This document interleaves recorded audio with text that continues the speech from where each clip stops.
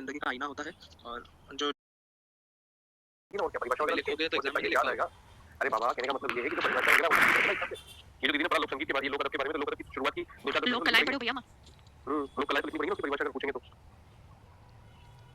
जो आपने बोला कलाकार गुण है और इन्हें जो प्रदर्शन है वो अगर क्वेश्चन अगर एडिट करना चाहिए हेलो इन्हें तो इन्हें लोक देखो लोक साहित्य की परिभाषा अपना ये समाज की ज़िंदगी का आईना होता है और जो जनता होती है वो अपने अपना इजहार, अपनी भावनाओं का, फीलिंग्स का इजहार लोक साहित्य के जरिए करती है। जन्म से लेकर मौत तक लोक साहित्य हमारे साथ रहता है। लोक साहित्य जो रहता है वो हमें अपने पुरखों से, बड़े बुजुर्गों से मिलता है। सास बहू की खिटपिट, घर की चुगलियों से, आशिक की विरह वस्ल, नाच गीत से प्राप्त होता है लोक साहित्य। इंसानी जज्बात को लोक अदब बोलते हैं, अंग्रेजी में इसको फोकलोर कहते हैं। और लोक साहित्य का एक ये है कि अवाम का अवाम से अवाम के लिए, by the people for the people to the people. उसके बाद सिंधी लोक अदब का जो क्षेत्र है वो बहुत बड़ा है। जो लोक साहित्य हमारा ओरिजिनल था वो हम 1947 के पहले वहीं छोड़ा है सिंध में, और जब बचा कुछ हम लेके आए तो वेस्टर्न कल्चर के कारण यहाँ पे खत्म हो गया। और लोक साहित्य को वापस से, सिंधी लोक साहित्य को वापस से अपने हाथ करने के लिए उसमें बहुत सारा पैसा लगता है, वक्त लगता है, सब्र लगता है। तो आज तक जो भी लोक साहित्य अपने हाथ लगाए वो यही आफ्टर पार्टीशन का ही है। उसके बाद लोक अदब की इर्तिका, इर्तिका मतलब रेवोल्यूशन। इसमें है साहित्य की जो शुरुआत है वो ही नज्म से और नसर से। कहानी और ये जो भी अपन ने पढ़े, नाटक, गीत, कहानी, ये सब लोक साहित्य का ही हिस्सा है। बस इतना सा लोक साहित्य। इसके बाद वो है लोक साहित्य की अहमियत। ये ज़रूरी क्यों है? इसके बिना आपका कोई भी सिंधी लोक साहित्य के बिना आपका सिंधी जो कल्चर है, आपकी सकाफत है, वो पनपेगी नहीं। आप बिना लोक साहित्य के अपने कल्चर को इमेजिन नहीं कर सकते। और लोक साहित्य जो है वो कहीं लिखित में नहीं होता है, वो बस ओरली रहता है, माउथ टू माउथ।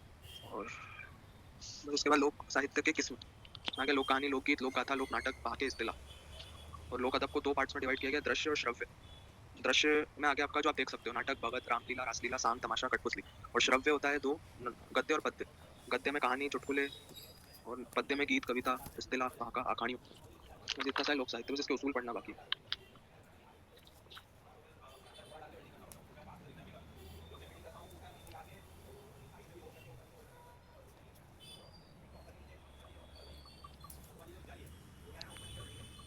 इतना सन्नाटा क्यों है भाई?